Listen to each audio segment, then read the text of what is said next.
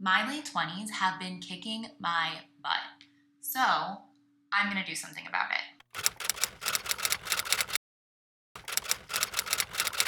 I'm gonna spend the next 391 days doing everything I can to create my dream life before I turn 30. I'm 28 and I turn 29 in less than a month, which is so crazy. And this last year has given me a run for my money. I saw a similar video done by another YouTuber in this trend going around YouTube and thought, what a better way to start my commitment to this channel than to join it. So today is April 24th, 2025, and I turn 30 on May 20th, 2026, which gives me exactly 391 days to try and create my dream life. What's funny is that at some point in my 20s, I was living what I would have said was my dream life. I studied abroad and got my engineering degree. Worked for my dream consulting firm right out of college for a few years. Realized that wasn't for me and quit my job without a backup plan. Lived off savings and traveled around the US with my friend during COVID, only to meet my husband during that time. Then he got deployed and I moved back in with my parents and basically spent the entire year he was gone building my dream mindset coaching business completely from scratch that entire year. And that's the business that I've been running the last 4 to 5 years. Once he got home, we got married and then moved to Chicago, which is a city I've always wanted to live in. We got the love of our life, and that brings us to now. I've never been someone to fear hard work, but I do fear losing time or having time pass and not making it mean something for me. And that's something I'm really scared of with this challenge, especially because I feel like I did take very big risks and put so much time into creating what I thought was my dream life, only to realize down the line that it wasn't exactly what I wanted in the long term. It wasn't something I could see forever with. This has also been the main reason that's caused me to waffle throughout this last year. Exactly 1 year ago in April of 2024, I officially pulled back from my coaching business and I decided that I was not going to sell any of my main offers anymore. I still saw a couple of private clients behind the scenes and sold into some of my passive offers, but I wasn't actively on social media and I wasn't actively selling. So basically the money I was making was covering my expenses, just enough to keep everything afloat. This sent me into a spiral a couple of times, especially because I was used to making a pretty healthy amount of money. And without this money coming in, I just felt very tight and got very nervous. And I would immediately go back and try to sell more into my programs or reopen them. And if you're a business owner like me, you know that doing anything just for the money stress or just because you want the money or you feel tight or you feel stressed, it doesn't work, especially not in a business like mindset coaching. I think the hope in pulling away from the business last year was that it would somehow illuminate what I actually wanted to be doing, my greater purpose, the job, the career, whatever it was that I could see myself doing for a much longer time in life. But what ended up happening was that I had so little structure that I almost just like self-combusted, and I found myself overthinking, wasting a ton of time, doubting myself so much, questioning if I should just get a career or even get a job again just to have something that was set for me, questioning if I had any real purpose or intention. At times I was even considering like me and my husband should have kids earlier than we had first talked about, just because I didn't know what I was doing with myself. And honestly, I think I was really even more afraid that I would never find something that I truly love to do enough that it would last me a long time. I started overthinking my intuition and got obsessed with what my purpose was. And honestly, it was just messy. It was just very, very messy, which is why we are not doing that anymore. I've definitely been in worse positions, physically, mentally, emotionally, financially, romantically. It's been bad.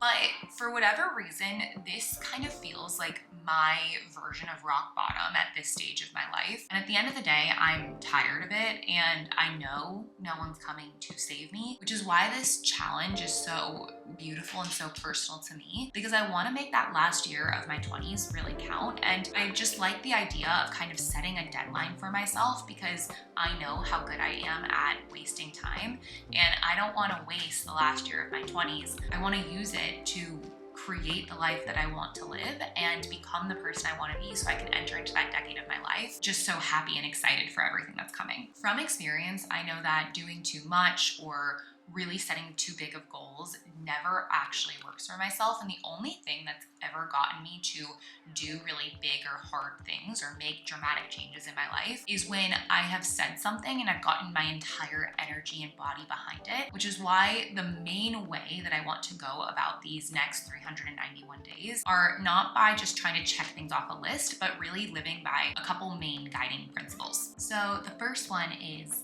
hard things make life better. At every point in my life where I have really fell in love with myself and showed myself what I'm capable of and made a dramatic change from either being in a rock bottom or a not very good place to being in a place where I'm really happy with who I am, how I show up, and what's going on around me, there's always been some sort of really hard challenge or obstacle or thing that I was working towards that I really didn't even think I could do. And what I have noticed about myself is that by doing hard things, it almost doesn't even matter what the hard thing is as long as there's some level of connection I have to it. I just start to create that momentum inside me again to show that I can do things, that I am not at the will of myself, and that I actually have more discipline and more power, and I'm more capable than maybe I am feeling or thinking in that moment. The second one is you bring the energy you want to your life.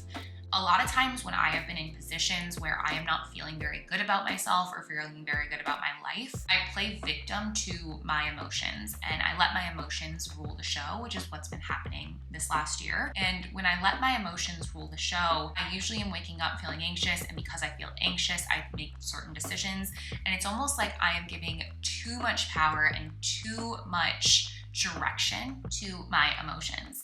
This year, what I want to remind myself of is that I bring the energy to anything I want to do in life. At the end of the day, our emotions are really important for us to pay attention to and to listen to, but if you use them as complete guides, especially when you're on a more downward cycle or downward trajectory, then, well, they're just gonna lead you down even more. And so in order to really change the momentum and the direction that my energy has been in, I am reminding myself that if I want to love my life and love every single moment and feel alive and energized and present and adventurous, then I have to be the one to bring that energy, even to something as simple as making a YouTube video or going on a run or walking with my dog or getting drinks. I have to be the one to bring that energy and not expect the situation to give me that energy. And so the second guiding principle is really just about taking my energy and how I show up back into my own hands rather than playing victim to how I'm feeling in that very moment. And number 3 is actually a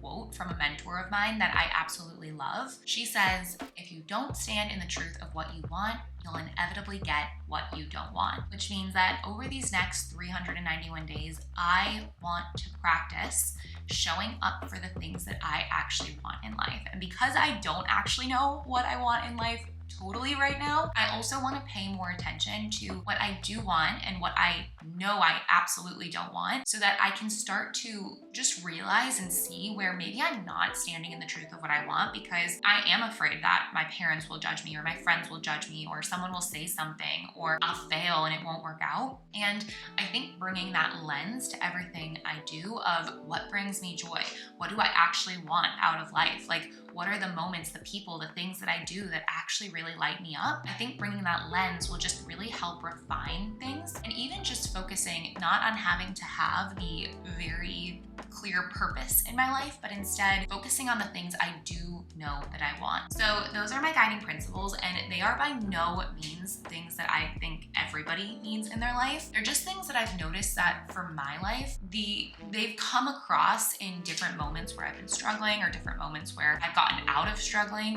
And they're things that I just want to be intentional about over this next period of my life. All right, I am going to walk you guys through the main categories that are really going to define how I want to show up and kind of give some more of the tangibles, at least for right now. I definitely think these will change, but these are kind of what I'm focusing on over the next 6 months, and I'll explain as I go. But that's as far as I can think out. 6 months feels like a long time, so I need to know that I can always reroute and reshift and rechange whenever something doesn't feel very good. So let's dive into them. So the first category we are going to focus on is health. Like all of us, I have had such an interesting relationship with my health. I started out in high school feeling a little chubby and overweight. It didn't matter how much I ate or exercised. It felt like I really couldn't get to that point of feeling good in my body. And in college, I just got tired of it after putting on even more weight. And I finally started working out and seeing results. And I got into, at that point, the best shape I had ever been in my entire life, only to find that that led me into an eating disorder when I was at those first couple of years in consulting. Healing that was a huge part of really understanding mental health and really getting me to a point where I was even interested in mindset and taking back your life and all of that kind of stuff. And that's what led me to create my business. Since healing my eating disorder, I've been in this really interesting place with my health over the last like 5 or so years where I feel pretty average. I am healthy. I work out. I usually work out 4 to 5 times a week, but there's not a lot of intention in it. I'm not excited about my health. I don't feel like I am even close to in my best shape. My sleep's a little off. I feel like winded after going up the stairs, but I have that lucky factor where I can eat whatever I want and be a very average size. It doesn't matter what I eat, doesn't matter what I do. I feel like I'm just kind of stable. And what I want for my health in this next chapter is really to get in the best shape of my life again. Not from a place of not eating and starving myself and over-exercising, but really from a place of falling in love with movement, doing the movement that feels good to me, not what Instagram or the experts are telling me to do, but what I really feel good doing and what feels good on my body. And really allowing myself to figure out, like, what do I need to do to get in my best shape of my life at this stage of my life? Because I'm not 18, 19, 20 anymore. I'm 28, 29, 30. So in order to do that, there's a couple main guiding principles that I'm going to use for myself. And the first one is I want to experiment with intermittent fasting. I read the book Fast Like a Girl by Dr. Mindy Pelz, I think is how you say her last name. And it was a very eye-opening book for me because I have always been kind of interested in intermittent fasting, but I've been afraid to do it because of the cortisol and how people say that intermittent fasting isn't really something that we've had studies done on women for. And so I have never really kind of partaken. And that book just made me a little bit curious about it. And not to say that that's something I'll do my entire life, but it's something that I really want to try. The second thing is start to experiment with Chinese medicine principles. I have seen a naturopath and Chinese medicine practitioner, and I have started to get really into kind of how Chinese medicine works in our body just from getting to know her and talking to her and understanding some of the things that are going on inside of me. And so something that I really want to focus on is implementing a couple more of those things into my life and just seeing how it makes me feel, honestly. Not to say that that's something that'll kind of cure me or fix me or make me feel incredible or help me lose weight or do this or that, but I just want to experiment with them. I want to be open-minded towards them, and I don't want to judge them until I see how they actually feel for me. All right, next one.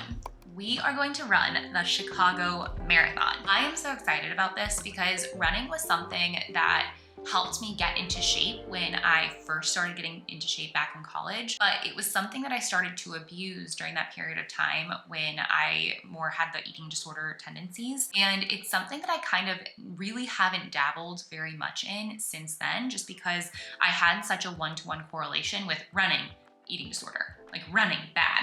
And something that I'm starting to kind of warm up to and open up to with time and with a lot of like work put into it is that running isn't the thing that gave me an eating disorder. Me being not okay with myself is what created the eating disorder. And so what I really want to focus on with running and why I committed to the Chicago Marathon is because number one, right now running is really freaking hard. Like running a mile feels impossible, and I am not good at running anymore. And so setting that big challenge and doing hard things, like I said, feels like something that's actually going to add value into my life over this next year, not take away. The second is because I used to love running. Running was something that brought me a ton of joy and a ton of presence, and it really made me feel strong in myself. I want to learn to bring running back in a healthy way. And the last one is a daily breathwork practice. So even if it's 5 times a week, I think that would be incredible. Breathwork is something that I have studied. I am a certified breathwork practitioner. I've been guiding breathwork journeys this for a couple of years now, and I absolutely love breath work, but I have fallen out of practice with it in the last couple of months. And so now I want to be intentional and bring a daily breath work practice back into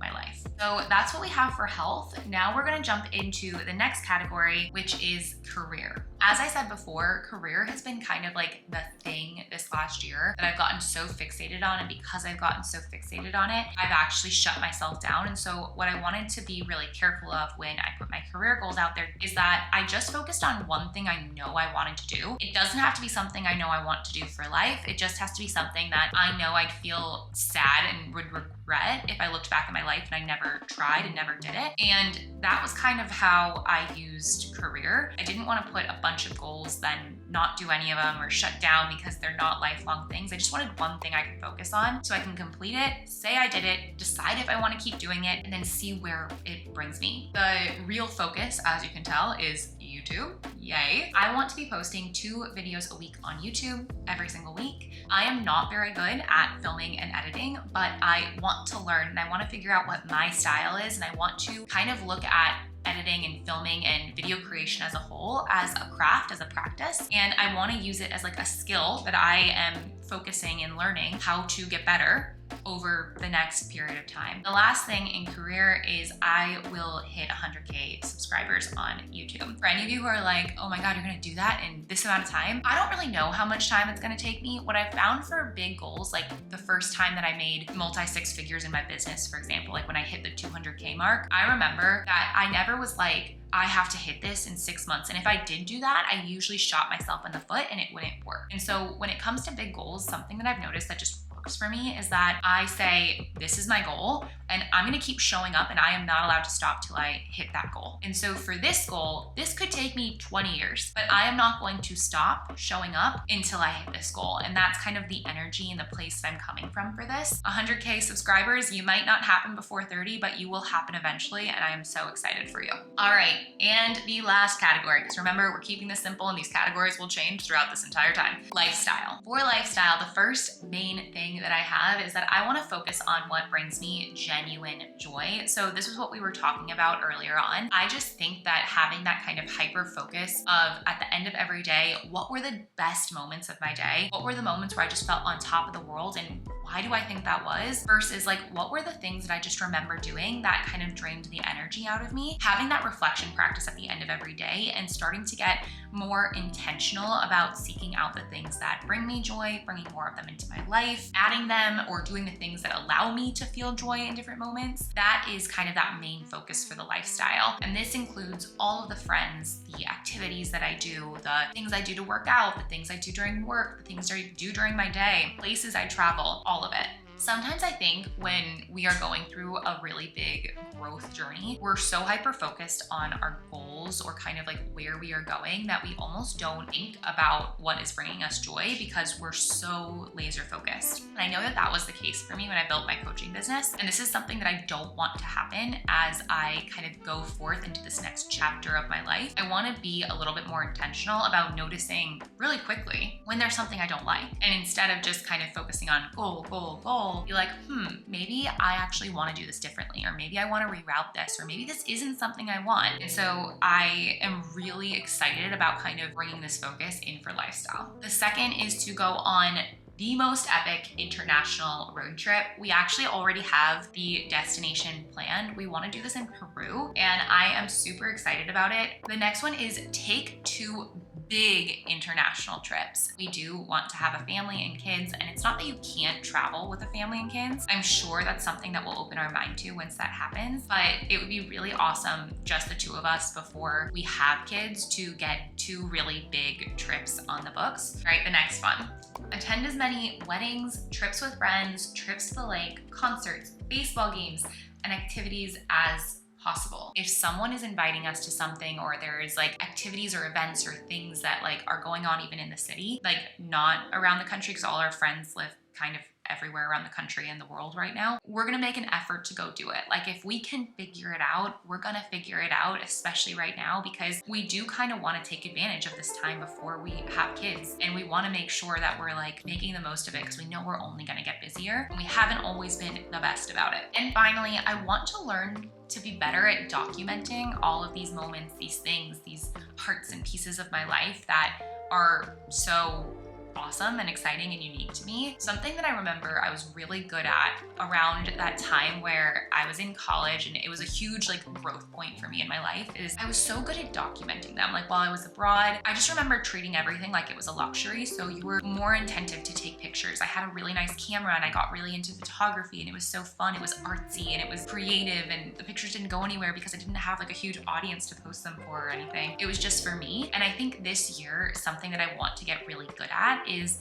documenting just for the sake of documenting, taking pictures, taking videos, having those memories. It's something I've gotten lazier and lazier with the older I've gotten. And it's something that I'm starting to realize like I kind of miss. Like all of those little silly videos of me and my husband when we were first dating, all of those pictures of just like goofy moments happening in my life. I think bringing in this kind of like intention of documenting it will just really help kind of solidify everything that we're talking about. A huge reason that I want to do all of this, like you could almost think about this as like the umbrella that kind of is over the guiding principles, it's over the different categories, the different things I want to do. The umbrella all kind of falls under, I want to fall in love with my life again. And I think sometimes that sounds so serious, like, oh my God, you don't love your life? Like, are you okay? Like, do you need a hug? And it's like, yes, I do need a hug. I always need a hug. But what I really mean by that is that like, you can always fall in love with your life more. And if I'm going to be honest, no, I'm not in love with my life. I'm in love with pieces of my life.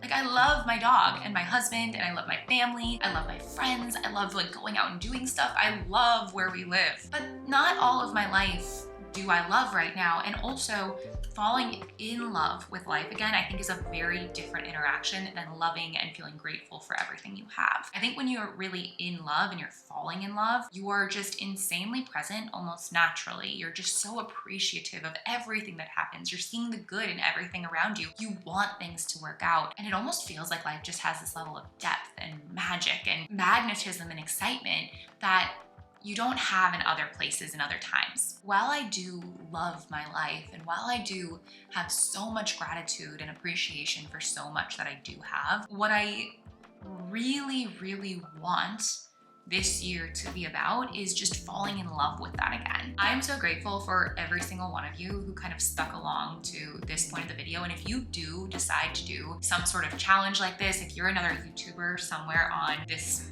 space, or if you have a social profile or anything, please comment below. It just makes doing something like this so much more fun. And I'll be using this page to help update you on the whole journey over these next 391 days and how it goes, and probably some other stuff in the mix there. So I hope you guys enjoyed, and I will talk to you soon. Thank you for being here.